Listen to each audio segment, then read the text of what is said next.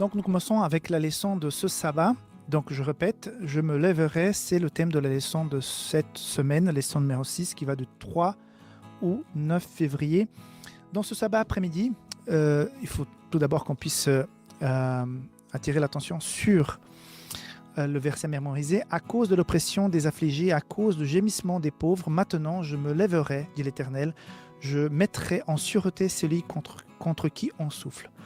Donc déjà, ça donne le ton de la semaine. Comme moi, peut-être tu t'es déjà indigné contre des injustices qui sont autour de toi. Si je te demande, liste-moi 5 injustices qui sont en train d'arriver autour de toi, tu n'auras aucun problème parce que nous sommes entourés des gens qui sont victimes d'injustice, ou peut-être toi-même, tu es en train de vivre une injustice en ce moment. Et souvent, en tant que chrétien, en tant que croyant, on a tout de suite ce réflexe. Mais Dieu, pourquoi tu permets ça encore? Pourquoi encore cette souffrance?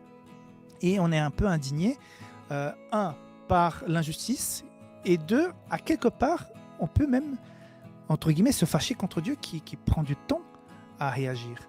Et là, dans le verset, il est en train de dire, mais je vais me lever, maintenant je me leverai, dit l'Éternel, je mettrai en sûreté celui contre qui on souffle. C'est-à-dire, je vais réagir, je vais faire en sorte que les gens qui font du mal payent.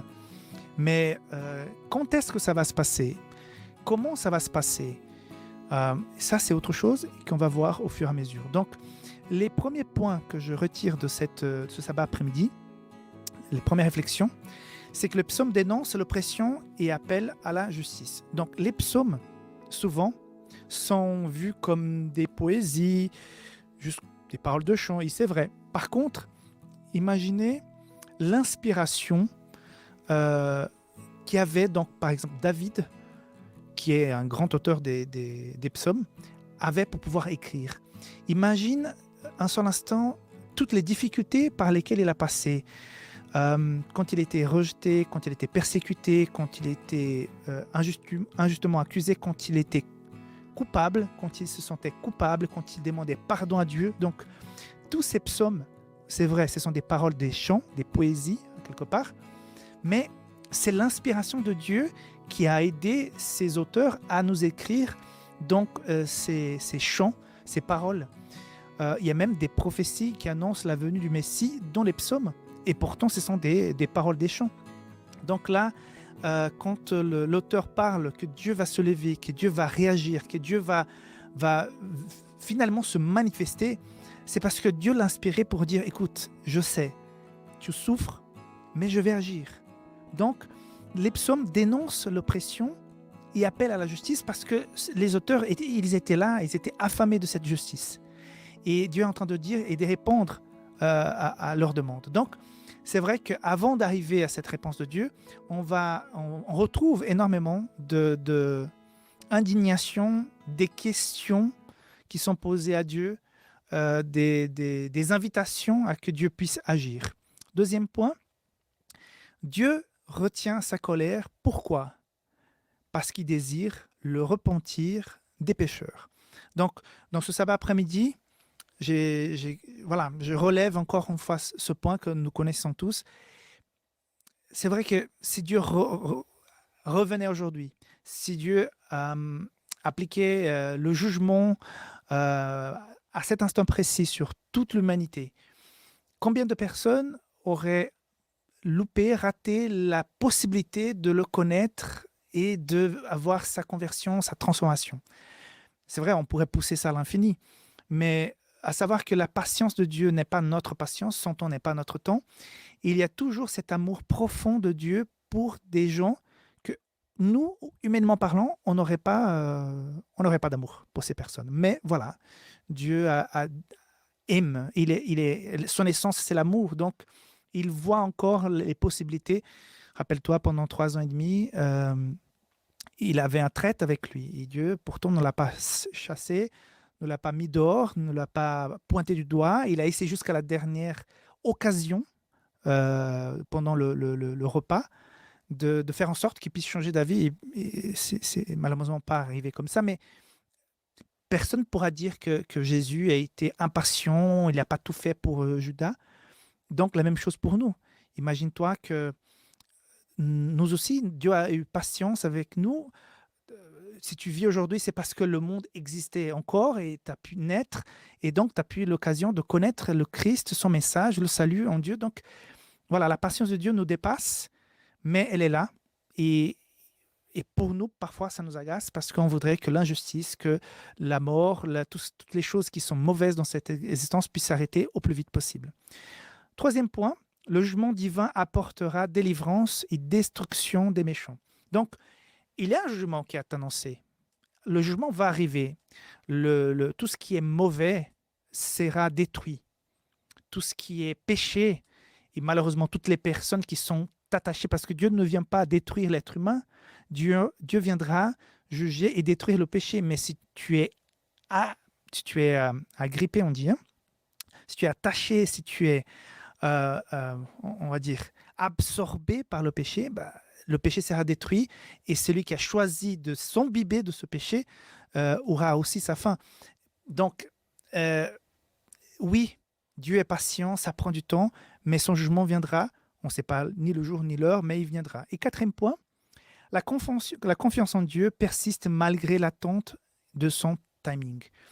Donc le point le plus important dans cette leçon de ce sabbat, pour moi, c'est cette patience avec le timing de Dieu. Comment attendre paisiblement malgré toutes les souffrances que nous subissons ou que nous sommes témoins? Ce n'est pas simple. Ce n'est pas simple. Je suis tout à fait d'accord avec toi qui, en ce moment, se révolte un petit peu contre Dieu parce que, entre guillemets, hein, parce qu'il y a des choses qui se passent dans ta vie et tu ne comprends pas, des souffrances apparemment inutiles, ou bien chez des gens qui sont autour de toi, proches de toi, mais pourquoi ça, Dieu? Pourquoi? Tu ne pourrais pas faire autrement? C'est la question que nous nous posons tous. Mais voilà, soyons patients, ayons confiance. Et j'espère que tu pourras se nourrir de ce petit message pour que Dieu t'inspire à regarder les choses autrement, avec son regard, son amour, sa patience. Bienvenue à cette journée de dimanche. L'étude de la leçon d'aujourd'hui a comme titre Le guerrier majestueux. J'espère que tu vas bien, que tu as bien démarré donc cette journée.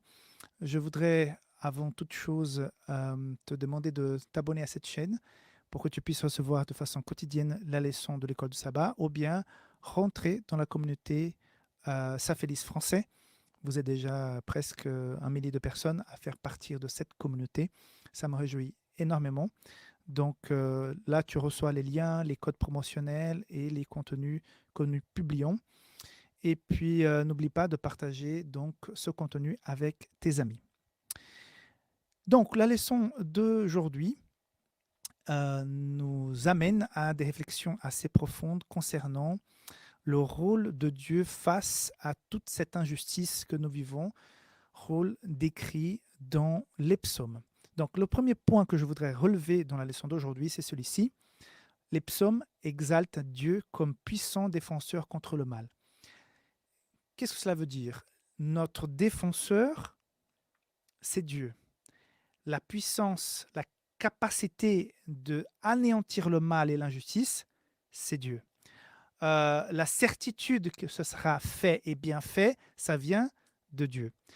Qu'est-ce que je veux dire par là? Parce que souvent, nous avons cette tendance en tant qu'être humain à vouloir faire justice par nous-mêmes, à faire en sorte que les choses que sont à notre portée, qu'on puisse vraiment les décider, corriger les injustices, il faut le faire, ok? Quand c'est dans le domaine du possible, où tu as la possibilité, l'influence, la responsabilité. Si tu es dans le cadre du travail, si tu vois un collègue qui travaille avec toi et que tu as la possibilité de corriger une injustice vis-à-vis de ce collègue, voilà. Mais il y a des injustices qui nous dépassent. Je vois par exemple des gens qui souffrent dans certains pays parce qu'ils n'ont pas de liberté, ou bien ils n'ont pas de nourriture, ou bien ils n'ont pas de soins parce que les fonds pour les soins ont été déviés. Ça m'indigne, mais je ne peux pas voyager là-bas et par ma propre force, tout petit, corriger ça. Mais cette indignation que nous avons, nous devons la mettre entre les mains de Dieu parce que lui, il a la puissance, il a promis de le faire. Donc, lisons ces deux versets ici, dans Psaume 18, versets 3 et 7, qui disent ceci. Éternel, mon rocher, ma forteresse, mon libérateur, mon Dieu, mon rocher, où je trouve un abri, mon bouclier, la force qui me sauve, ma haute retraite. Vous voyez, quelle inspiration pour dire que Dieu, tu es mon ancre, tu es celui en qui je m'appuie, je te fais confiance. Verset 7. Dans ma détresse, j'ai invoqué l'Éternel, j'ai crié à mon Dieu de son palais. Il a entendu ma voix et mon cri est parvenu devant lui et à ses oreilles. Donc, les psaumes sont en train de nous dire, écoute, on connaît ta souffrance. Et dans le verset 3, le psalmiste qui dit, mais voilà, tu es mon rocher, je te fais confiance. Donc, Dieu a dit qu'il le ferait et il nous invite à avoir cette même attitude que le psalmiste qui dit, je te fais confiance. Donc, l'image de guerrier qui est proposée dans la leçon du dimanche souligne sa réponse rapide aux besoins de son peuple. Donc, Dieu va agir. Son rapide, cet adjectif est un peu compliqué parfois pour nous parce que nous pensons que parfois Dieu n'est pas suffisamment rapide sur certaines choses. On voudrait qu'il soit beaucoup plus vite que cela, mais nous avons un regard humain. Et là, il est en train de dire que Dieu va agir rapidement, Dieu va répondre rapidement, c'est-à-dire que ça ne va pas s'éterniser. Un jour, Dieu mettra fin à toute cette souffrance et va donc dans l'éternité répondre à tous nos besoins. Ça commence déjà aujourd'hui parce que je constate et j'ai déjà pu voir dans ma vie Dieu agir, Dieu corriger certaines injustices que je pense avoir subies, mais ce n'est rien. Ça, ce sont des choses. Parfois, on oublie même les belles choses que Dieu a fait pour nous par le passé. Et on se désespère par rapport à certaines choses en oubliant tout ce qu'il a déjà fait par le passé. Mais le plus important, c'est l'extirpation du péché qui sera produite lors du retour de Jésus. Et là, nous aurons donc cette justice que nous clamons tous. Troisième point, dans les batailles, le psalmiste David reconnaît la suprématie divine et loue Dieu comme seul vainqueur. Donc David, inspiré par Dieu, est en train de dire, je me bats, mais c'est toi qui se bat pour moi. Je voudrais te proposer aujourd'hui, je ne sais pas quelles sont les activités, les défis que tu as dans cette nouvelle journée qui commence, mais je voulais que tu puisses peut-être dire, voilà, ce problème que j'ai au niveau de l'école ou du travail, ce n'est plus mon problème parce que je me suis remis entre les mains de Dieu ce matin. Ce n'est pas mon problème, c'est son problème parce qu'il est mon Père. À partir du moment où j'accepte cette filiation de Dieu en tant que mon Père, il va s'intéresser, il a l'autorisation d'agir dans les injustices auxquelles je subis et qui m'inquiètent et qui sont véritablement des injustices. Hein, parce que nous pouvons parfois avoir un regard qui est biaisé par rapport à certaines choses qu'on découvrira plus tard. Mais voilà, David est en train de dire que quand il se bat, c'est Dieu qui lui donne la victoire. Il reconnaît la puissance de Dieu. Et ça, parfois, quand on est vainqueur de quelque chose, on oublie vite que c'était en fait la puissance de Dieu dans cette situation qui nous a donné l'équilibre, la force, la sagesse pour pouvoir agir en conséquence. Point numéro 4 de cette leçon de dimanche, plus puissant que n'importe quelle arme de guerre, la louange et la prière à l'Éternel sont les sources de la force de David. Mes amis, quel exemple. Donc, la louange, la prière comme des armes pour vaincre les obstacles. J'ai déjà partagé ça pendant les 10 jours de prière. Quand on prend un moment pour prier le Seigneur le matin, quand on prend un moment pour le louer, moi j'aime bien mettre de la louange sur l'ordinateur, le téléphone, je chante faux comme pas possible, mais je suis dans la louange, je suis dans l'adoration. Quand je fais ça comme il faut le matin, je sens qu'il y a une paix, une sérénité qui est beaucoup plus présente dans ma vie pendant la journée. Donc effectivement, quand on a cette relation avec Dieu, on est plus puissant, on est plus confiant.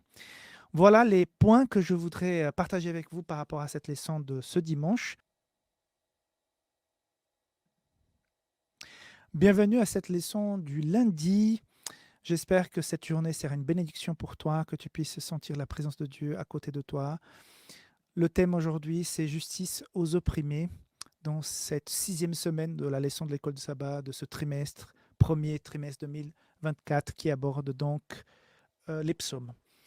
4 points que je voudrais, 4 non 5 pour cette journée de lundi que je voudrais relever dans la leçon. Le premier point, Jésus incarne la promesse de délivrance et de justice divine. Quand on pense à la justice de Dieu, parfois, avant la venue de Jésus, je pense que les gens étaient un peu seulement avec les déclarations, les récits des prophètes, des histoires du passé et tout. Mais une fois que Jésus est venu, et nous aujourd'hui qu'avons les évangiles, nous avons une compréhension beaucoup plus claire par rapport à la justice de Dieu. Donc si tu imagines comment Dieu va faire justice, essaye de voir comment Dieu a rendu justice, comment Dieu a parlé de la justice. Je pense à plusieurs épisodes où Dieu a quelque part a montré que son regard, sa façon de rendre justice, elle était différente de celle des hommes. Par exemple, la femme prise en adultère. Donc, c'était un piège pour Jésus et sa façon de réagir en disant celui qui n'a pas péché lance la première pierre, donc les plus vieux qui partent avant que les plus jeunes. Waouh! Donc, ça, c'est la justice de Dieu. Il n'a pas dit que ce que la femme faisait était bien. Il n'a pas dit qu'elle était finie, terminée, qu'il fallait la lapider. Et il n'a pas non plus donné raison à ces gens qui l'ont piégé pour la ramener devant Jésus, pour le piéger. Il a juste mis les choses à sa place, une justice équitable où on comprend que l'amour et la justice sont en parfait équilibre dans la personne de Jésus.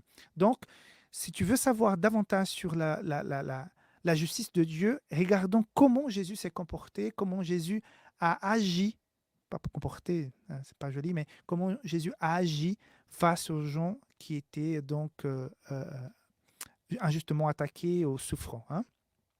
Point numéro 2, non, ce n'est pas un point numéro 2, c'est le verset que je voudrais partager avec vous, que j'ai beaucoup apprécié, que j'ai relevé de la leçon d'aujourd'hui. 2 Corinthiens, 2 Corinthiens, pardon, chapitre 8, verset 9. « Car vous connaissez la grâce de notre Seigneur Jésus-Christ. Lui qui était riche, il s'est fait pauvre pour vous, afin de vous enrichir par sa pauvreté. » Il est question aussi des gens qui sont opprimés, qui sont dans la pauvreté, qui sont dans la souffrance matérielle. Et ce que Jésus a fait en venant sur ce monde, en prenant la forme humaine, vivant la vie que nous vivons, menant toutes les facettes de la vie que nous vivons actuellement, ça démontre son amour et sa puissance.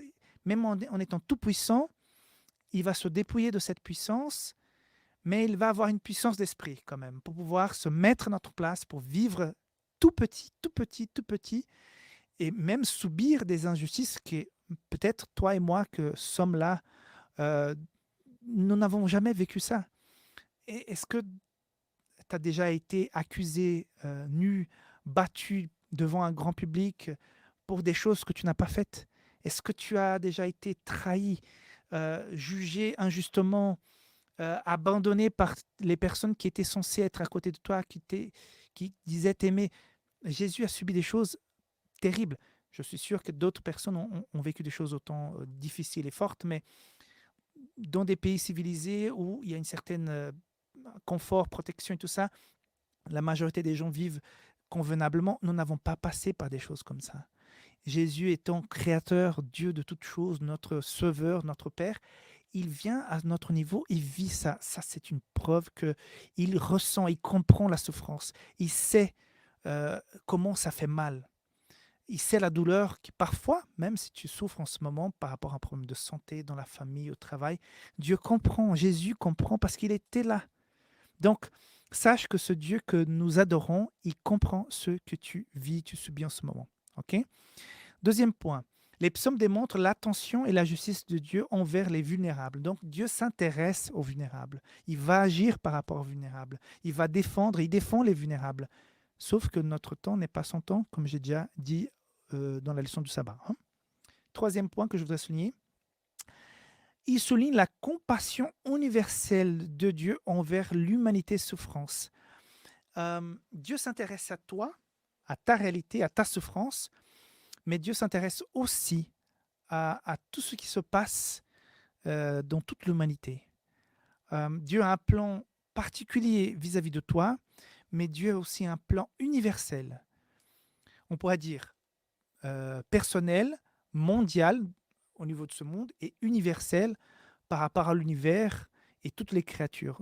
Ce problème du péché est un problème qui affecte tous les échelons de la création des êtres vivants, des êtres célestes.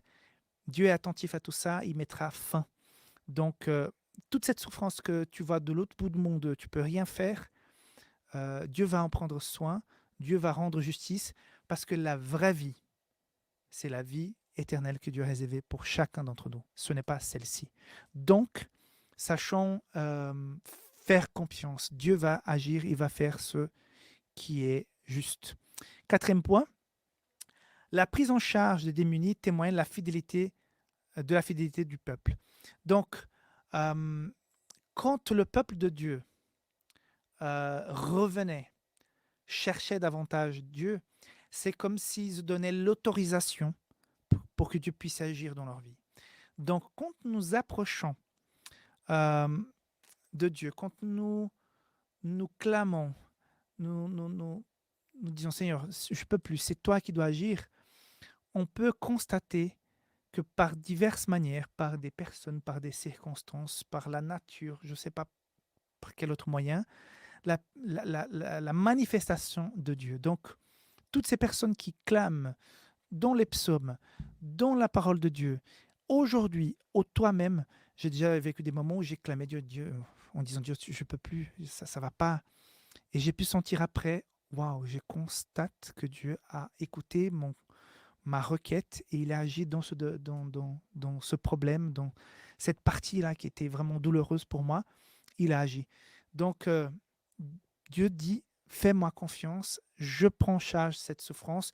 Quand nous nous approchons de lui, que nous lui donnons autorisation pour qu'il rentre davantage dans notre vie, on verra sa façon d'agir. Donc, Dieu est là et il est puissant. Cinquième point, le danger de placer sa foi dans les moyens humains. C'est vrai que parfois, avec la politique par exemple, je me suis déjà pris une claque parce que je me suis dit, ouais, je fais confiance, cette personne, ce mouvement politique, ces gens, ces idées vont tout révolutionner, vont tout changer, ça va être super. Et puis à la fin, bah, bof, c'était de la politique, quoi. C'était de la pure politique. Les gens disaient des choses avec une telle conviction que tu te dis, waouh! Et puis c'était pas ça.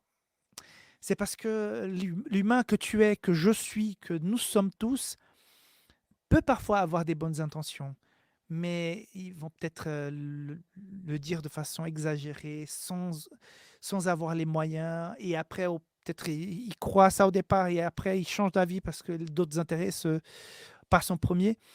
Donc l'être humain est vraiment pas fiable. Je dis comme ça, pas fiable. Moi, je ne suis pas fiable. Tu n'es pas fiable parce que combien de fois tu as promis des choses et tu n'as pas fait? Même si tu voulais vraiment beaucoup. Voilà, même nous pouvons être droits, mais parfois nous ne sommes pas fiables même envers nous-mêmes. Donc, la nature humaine, ça tangue. Voilà, ça chancelle. Donc, ne faisons pas trop confiance à l'homme. Si la justice vient de l'homme et qu'elle est bien faite, qu'on pense qu'elle est bien faite, alléluia, tant mieux. Mais la justice humaine, elle n'est jamais complète. Elle est jamais complète. Donc, il faut faire gaffe par rapport à ça. Voilà les 5 points que je voudrais partager avec toi aujourd'hui concernant la leçon du lundi.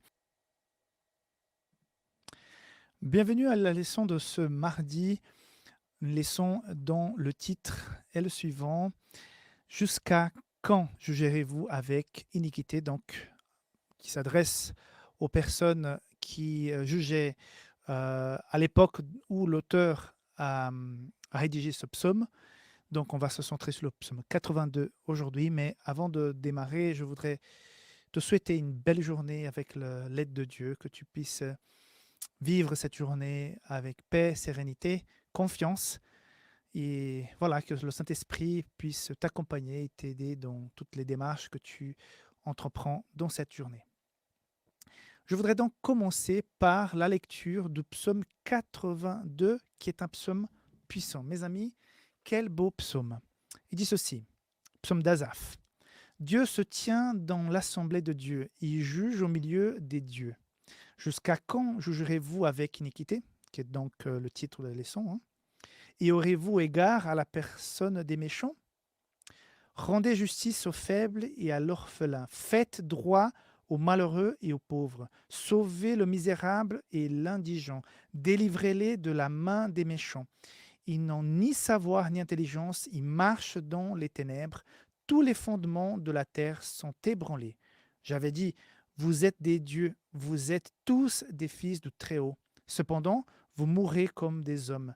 Vous tomberez comme un prince quelconque. Lève-toi, ô Dieu, juge la terre, car toutes les nations t'appartiennent. Quel psaume puissant. C'est une bénédiction, ce psaume. Alors, basé sur ce psaume qui parle donc de la puissance de Dieu comparée à la faiblesse humaine, il y a donc quelques points que je voudrais relever. Le psaume 82 dénonce la corruption des juges d'Israël, appelés à rendre justice, mais déchus dans l'obscurité par leur abandon des lois divines. Mes amis, quand les personnes abandonnent les valeurs, les principes de Dieu, qu'ils soient pratiquants ou non, mais s'il met de côté des valeurs en cherchant ses propres intérêts, il n'y a pas de... Le résultat sera malheureux, quoi.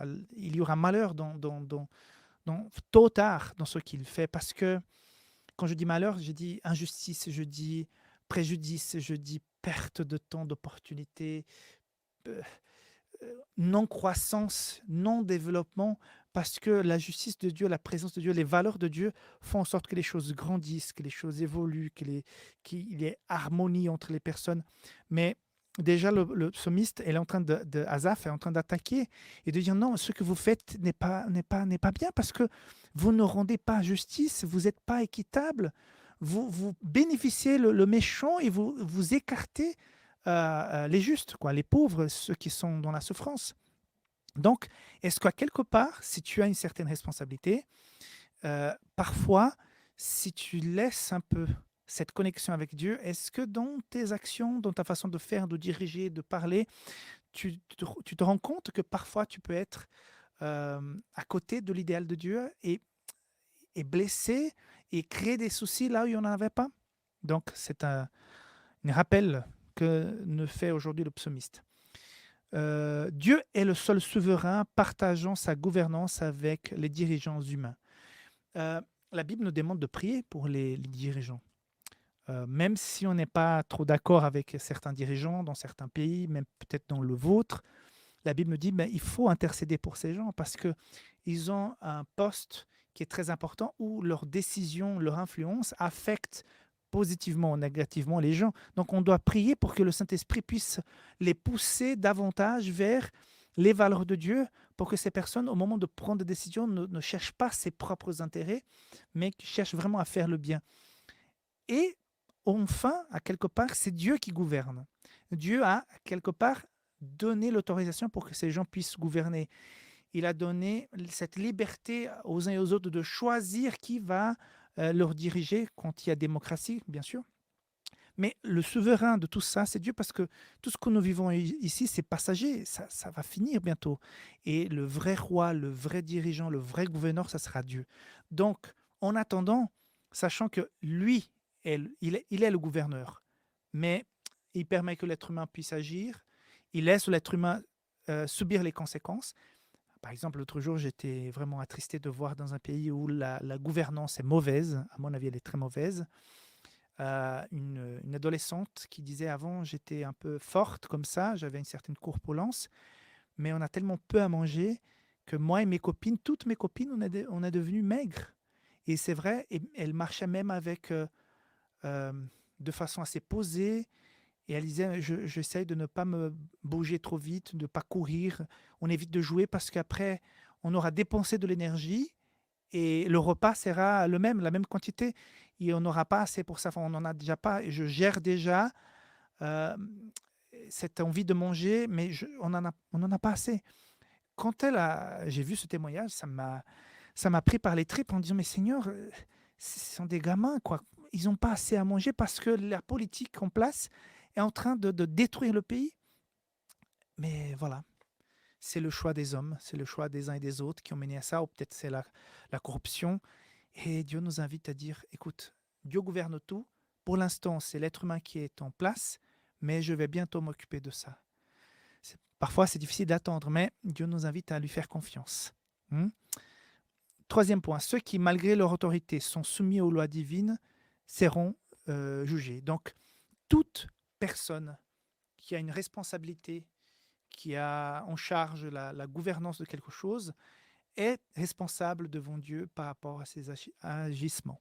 Donc, qu'on soit au niveau de l'Église, monde politique, dans l'éducation, dans la sécurité, dans l'environnement, on doit rendre compte non seulement aux hommes, peut-être certains se cachent, arrivent à s'enfuir, ou même la justice ne les touche pas parce que le système judiciaire ou le système humain est tellement biaisé que n'arrive pas à atteindre cette personne qui pourtant est coupable de choses injustes et des choses malhonnêtes qu'elle a faites. Mais voilà, la personne, elle a l'impression qu'elle peut échapper à tout.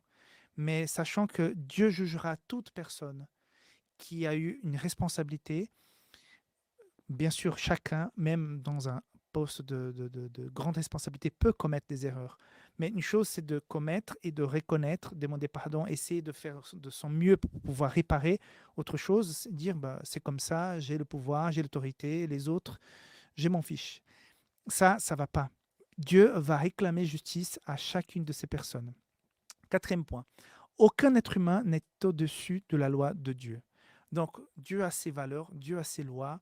J'ai déjà entendu plusieurs êtres humains se proclamer plus puissants que Dieu parce qu'ils pensent que Dieu n'existe pas et que l'invention, l'ingénierie, la science, la connaissance humaine ont fait des choses qui dont l'impression que les gens sont plus grands que Dieu. Mais ça n'existe pas. Le dernier mot, ça sera celui de Dieu. C'est Dieu qui va juger, qui va parler en dernier. Donc, à quelque part, ça me réconforte parce qu'il y a tellement d'injustices qui ont été pratiquées. Moi, je regarde assez souvent des documentaires et quelques-uns sur la Shoah, sur cette période de la Deuxième Guerre mondiale. Il y a tellement d'injustices là-dedans et je me dis, bon, ça fait déjà plusieurs années, plusieurs décennies que cela s'est passé. Je dis, mais comment l'être humain a pu être aussi cruel, aussi froid, indifférent? Mais c'est l'être humain. Mais voilà, et on ne peut pas revenir dans le passé pour corriger le passé, mais je sais que Dieu fera justice parce qu'il y a un jugement qui nous attend. Et quand on dit jugement de Dieu, on doit se réjouir. Je répète toujours, jugement de Dieu égale réjouissance parce que ça sera équilibré, ça sera juste, ça sera bon. On n'a pas à avoir peur du jugement de Dieu. Surtout si tu le connais, si tu as déjà donné ta vie à Jésus, il n'y a aucun souci avec le jugement de Dieu. Donc, la loi de Dieu sera utilisée pour ce jugement et personne n'est au-dessus de cette loi. Donc, faisons confiance à Dieu. Eh bien, bonjour, bienvenue à cette émission de l'école de sabbat, la leçon du jour. Aujourd'hui, nous sommes déjà le mercredi dans cette leçon numéro 6. Le titre de la leçon d'aujourd'hui, c'est Réponds sur eux ta colère. Qu'est-ce que cela veut dire par rapport à la leçon d'aujourd'hui? On va découvrir tout à l'heure. Donc, on y va. Premier point que je relève dans la leçon d'aujourd'hui. Certains psaumes invoquent la vengeance divine contre les oppresseurs, reflétant l'indignation du psaumiste face à l'injustice. Les écrivains de la parole de Dieu, c'était des hommes qui étaient soumis aux mêmes sentiments que nous. Je pense que, même inspirés par Dieu pour écrire, la partie humaine était là parce que Dieu n'envoyait pas un message où il devait juste recopier les mots à mots ce que Dieu disait. Dieu envoyait un message, une inspiration, et eux, avec leur langage, mais aussi avec leurs sentiments, écrivaient. Et je pense que plusieurs fois, quand on lit les psaumes, on voit que les auteurs, ils étaient outrés, indignés. Ils étaient vraiment dépassés par l'injustice qu'ils voyaient ou qu'ils subissaient. Et souvent, ils disaient vengeance, vengeance. Mais c'est la même chose que nous. Moi, j'ai déjà vu des choses qui m'ont indigné et j'ai envie parfois de me lever de ma chaise et essayer de me venger parce que j'ai vu quelqu'un ou un groupe de personnes se faire attaquer injustement, subir un préjudice. Et j'ai envie, comme être humain, de rendre justice. Hein. On cherche tous, à quelque part, au fond de nous-mêmes, Les enfants tout petits, ils sont très affûtés sur la justice, hein. S'ils voient qu'un autre a eu quelque chose plus qu'eux, ils vont dire, ils vont réclamer. Écoute, tu vois, il y a ce sentiment de justice qui est déjà chez l'enfant. Chez les adultes, encore plus, quoi. Donc, cette envie de rendre justice ou de faire justice était aussi présent chez les auteurs de psaumes. Ils vont crier pour vengeance. Mais est-ce que ça veut dire que on doit faire vengeance, on doit se venger nous-mêmes? Psaume 58, 9 dit ceci, du 8 à 9 dit ceci. Qui disparaissent comme l'eau qui s'écoule, que la flèche qui tire soit sans force, qu'ils aillent le sort de la limace qui se dessèche à mesure qu'elle avance. Vous voyez l'image d'une limace qui est en train de dessécher quand elle avance, c'est l'envie de l'auteur de faire en sorte que les responsables de cette injustice paye. Et je lis ça, c'est humain. Moi, j'ai pas eu envie que les gens se fassent comme subissent des souffrances comme une limace, mais peut-être pire. C'est humain, mais à quelque part, c'est normal. S'il n'y avait pas cette indignation, euh, ces prophètes, ces personnes qui ont écrit la parole de Dieu, comment ça se passe? Il faut qu'ils soient eux, qu'ils soient vrais. Et je pense que Jésus, par exemple, il était indigné quand il arrive, le temple est pris par des marchands du temple. Il est indigné. Il n'a pas péché, mais il a exprimé son indignation. Donc, il y a cette façon de réagir, de gérer, on va dire, de gérer cette colère qui nous vient, qui est tout à fait normale. Avoir de la colère contre l'injustice, c'est tout à fait normal, se révolter, mais ne pas permettre que cette colère devienne un péché. Parce que, comme on va voir dans la suite d'aujourd'hui, de la semaine, cette vengeance, elle ne nous appartient pas. Deuxième point, toutefois, il confie la vengeance à Dieu et rappelle les avertissements de l'alliance divine. Donc, quand Dieu a fait alliance, il a dit, écoutez, si vous faites ceci, le bien, ça va bien se passer. Mais si vous m'abandonnez, vous serez livré à votre propre sort parce que vous avez choisi de suivre votre propre chemin. Donc, il est en train de dire les avertissements des alliances que Dieu a fait avec son peuple, elles sont toujours en vigueur. Donc, préparez-vous à récolter ce que vous avez semé. Par contre, euh, la vengeance, même si tu suis une alliance, un pacte avec Dieu, tu lui es fidèle, tu vas subir des injustices, tu vas souffrir certaines choses. Et parfois, tu auras cette envie de te venger. C'est très simple à parler. C'est très difficile à gérer. Si toi, tu as été déjà victime d'une grande injustice, je comprends que quand on est là sur le feu de l'action, sur le creux de la vague, c'est très, très compliqué. C'est très dur. On a envie vraiment de nous venger, de dire des choses, de faire des choses, ou bien de se réjouir si jamais l'autre personne qui t'a attaqué, qui t'a fait du mal, subit, elle, un préjudice. Tu es prêt de sortir, tu es prêt à sortir dehors et crier de joie. Mais ça, c'est de la vengeance. Et là, ce que la leçon d'aujourd'hui veut nous apprendre, nous rappeler, hein, on sait déjà, que la vengeance, c'est Dieu qui la gère, c'est pas nous. C'est Dieu qui gère la vengeance. Troisième point. Le châtiment de Dieu est juste et compatissant. Ouf, on voudrait juste le châtiment, mais il est dit il est juste et compatissant, incitant les croyants à prier pour leurs ennemis tout en exprimant leur douleur. Mes amis, ça c'est dur, ça c'est difficile.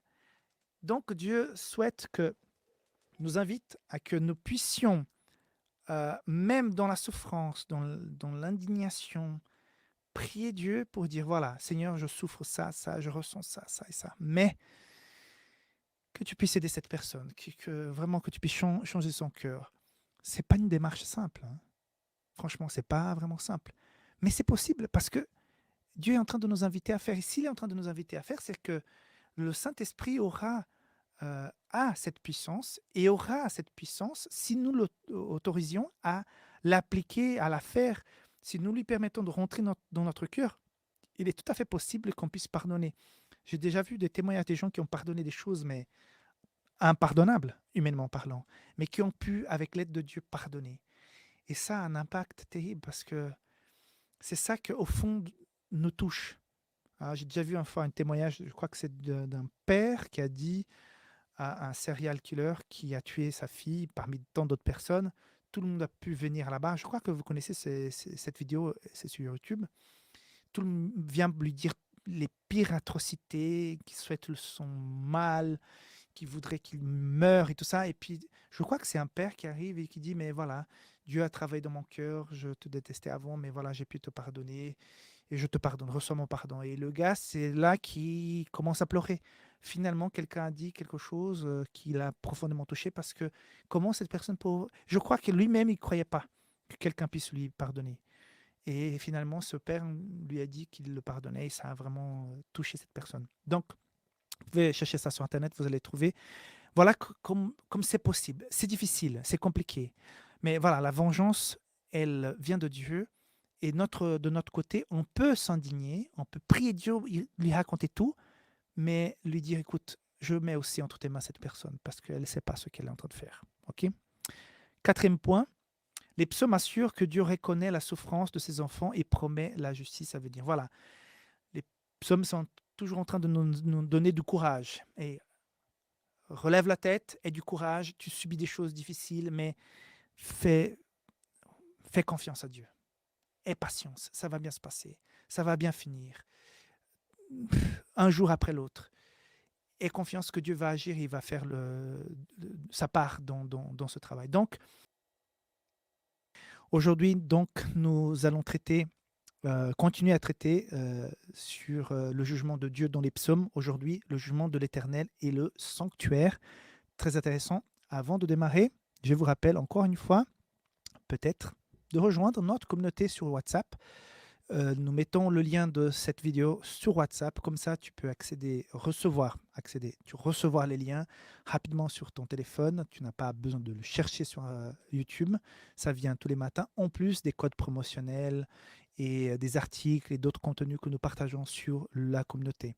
Tu peux aussi demander qu'on prie pour toi. Il y a un formulaire en bas de cette vidéo aussi où tu peux faire ta demande de prière et abonne-toi à cette chaîne pour qu'on puisse continuer à atteindre d'autres personnes et partage la leçon de l'école du sabbat avec d'autres personnes si jamais tu la trouves intéressante. Donc, je disais le jugement de l'Éternel et le sanctuaire. Donc, quelques points que je relevais aujourd'hui, 4. Le premier, le jugement divin est intimement lié au sanctuaire où le péché est compris et le plan du salut relevé.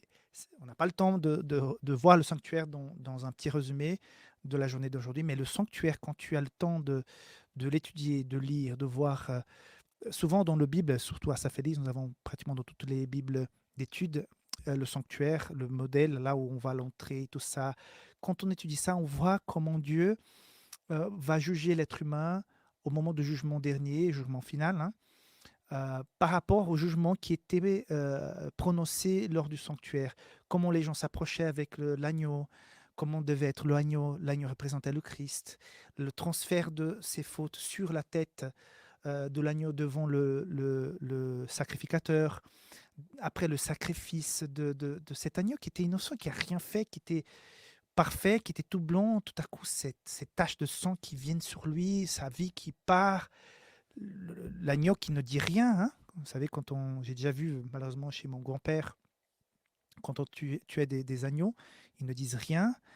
Et puis après, sa chair qui était mise sur l'autel, et le sang qui rentre, qui est dans le premier compartiment, l'encens, la table des pains. C'est magnifique. Quand on voit un peu comment fonctionne le sanctuaire, on comprend un peu comment va fonctionner le jugement de Dieu. Par exemple, le Yom Kippour, le jour de la purification, le jour où on enlève le péché qui est dans le sanctuaire et on met sur le bouc émissaire. Hein. Ça montre aussi que tous ces péchés, toutes ces personnes, toutes ces injustices qui ont été commises au cours de l'histoire de l'humanité, de cette terre, elles sont à quelque part, mais le jour du Yom Kippour va arriver, où Dieu va ôter le péché de ce monde et va faire en sorte que cette terre soit renouvelée. Et tout ce qui était ici sera lancé dans ce lac de feu qui nous promet donc Apocalypse, ce lac qui va consumer et qui va détruire le péché et tous ceux qui sont attachés. Le lac de feu n'est pas pour détruire l'humain, c'est pour détruire le péché. Mais comme j'ai déjà dit cette semaine, ceux qui sont attachés, imbibés du péché, le péché sera détruit et la personne aussi parce qu'elle a choisi, elle a décidé de s'imbiber, de vivre dans le péché. Donc, le jugement de Dieu n'est pas pour que nous ayons peur. C'est quelque chose de bon, de juste, et ça sert à la purification. Donc, on comprend mieux comment ça va se passer quand on comprend davantage le sanctuaire. C'est pour ça, si jamais tu n'as jamais étudié le sanctuaire, je te l'invite. Nous avons aussi à Safélis des livres qui parlent du sanctuaire. Dans nos Bibles, nous avons ce tableau et c'est très intéressant que tu puisses étudier le sanctuaire, hein. Le sanctuaire symbolise la justice divine et la sainteté de Dieu, exigeant du peuple une vie juste et obéissante. Voilà, quand on doit se rendre au sanctuaire pour pouvoir nous réconcilier avec Dieu, ça veut dire tout. Ça veut dire que je ne peux pas tout simplement vivre ma vie, dire bah, je m'en fiche, je fais ce que je veux, je n'obéis à aucune loi, je n'ai aucune valeur. Non, attends, ça ne va pas. Si tu décides de vivre comme ça, tu le peux parce que Dieu a donné cette liberté, mais ce n'est pas sans conséquence. Il y a quelque chose, il y a la parole de Dieu, il y a un Dieu créateur, pas d'autre Dieu que nous avons créé, nous les êtres humains, mais un Dieu créateur qui a créé l'être humain, qui existe, et il a sa loi, il a son Fils qui est venu nous sauver, et par rapport à cette parole, nous serons évalués. Est-ce que nous avons pris cette décision de le suivre, même si parfois un peu on est boiteux, mais on a décidé de le suivre. Et d'ailleurs, je profite pour dire, mais est-ce que tu as déjà, toi qui m'écoutes maintenant, que me regarde maintenant, tu as déjà pris cette décision définitive et profonde de suivre le Christ? C'est la meilleure décision que tu puisses prendre. C'est la meilleure et la plus importante. En fait, toute ta vie se résume à quelque part dans cette unique et grande décision que chacun est invité à prendre. Est-ce que j'ai pris la décision de suivre le Maître? J'espère.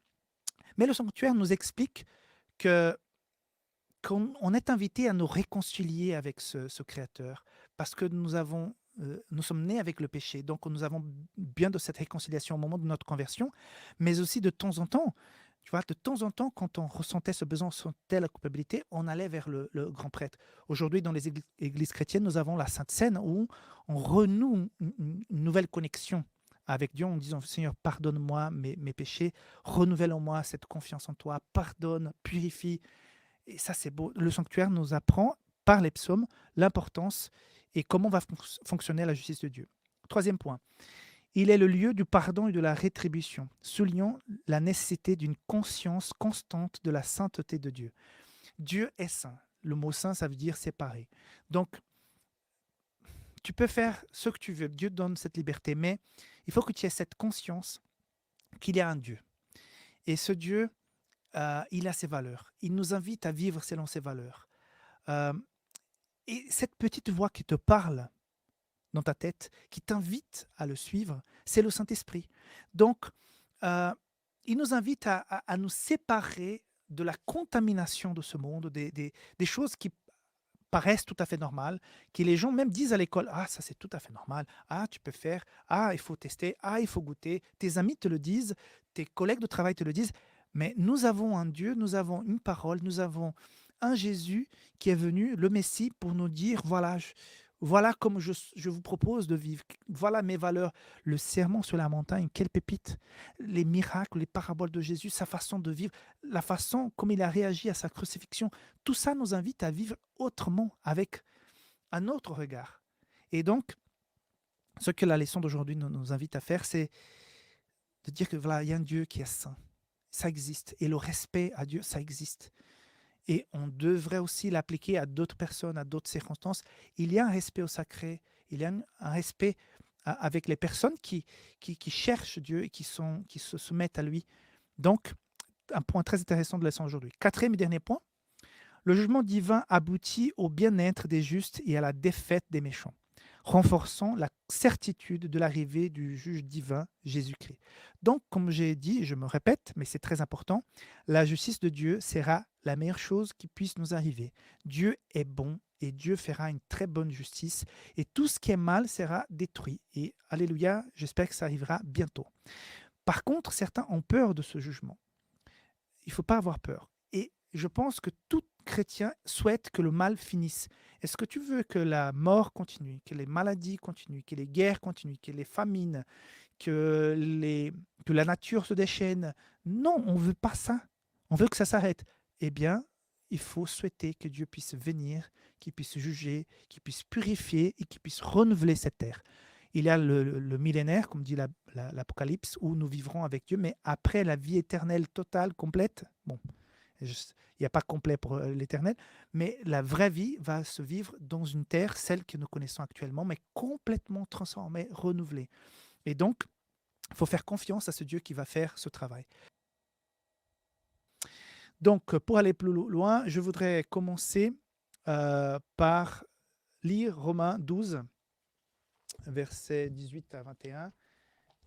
Je prends ma Bible du pasteur de Saint-Félix. Je ne sais pas si vous connaissez cette Bible. J'ai déjà la version cuir qui vient d'arriver. Elle n'est pas encore en vente. Une très belle Bible. Si vous voulez faire un jour un joli cadeau à un pasteur, vous lui donnez la Bible du pasteur. Voilà. Oups, comme ça.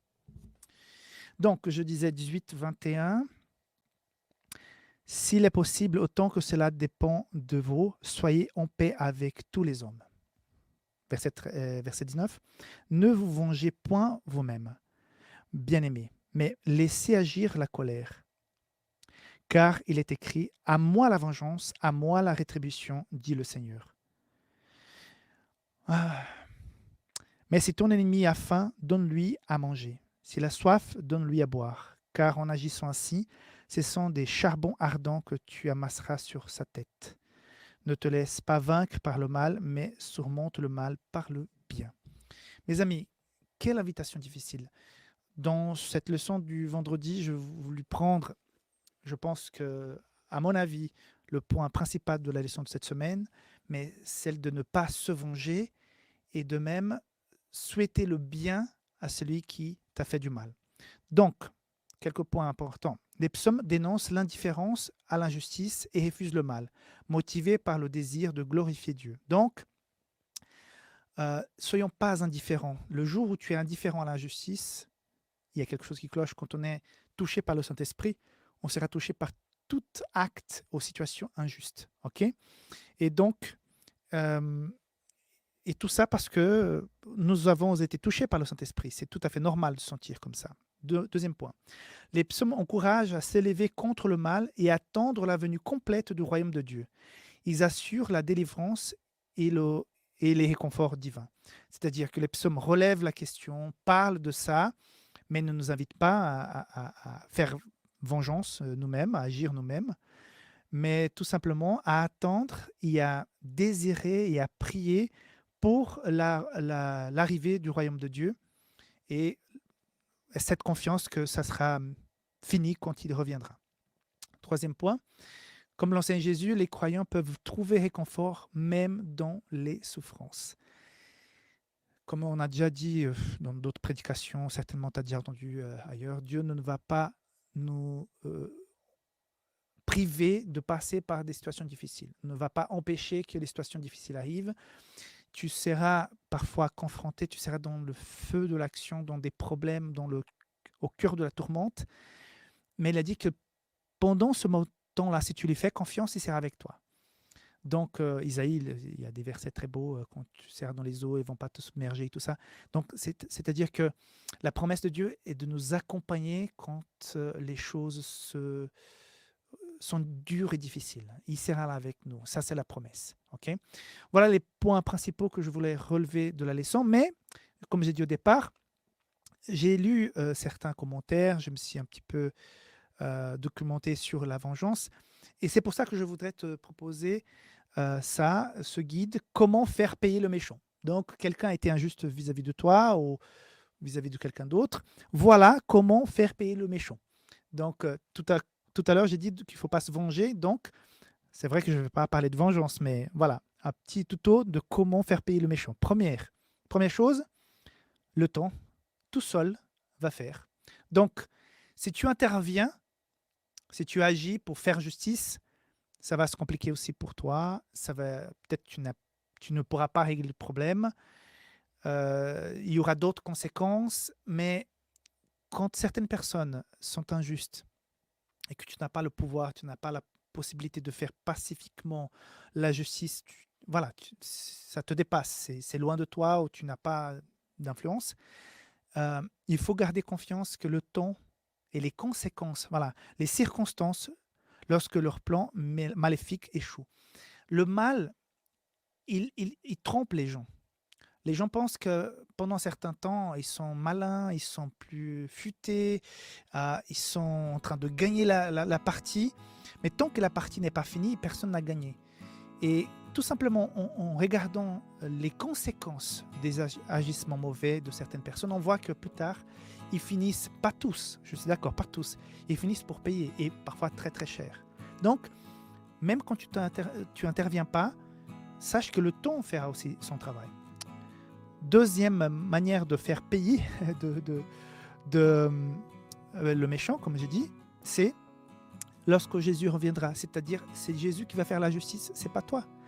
Lorsque Jésus reviendra pour détruire le péché et le pécheur par le souffle de sa bouche.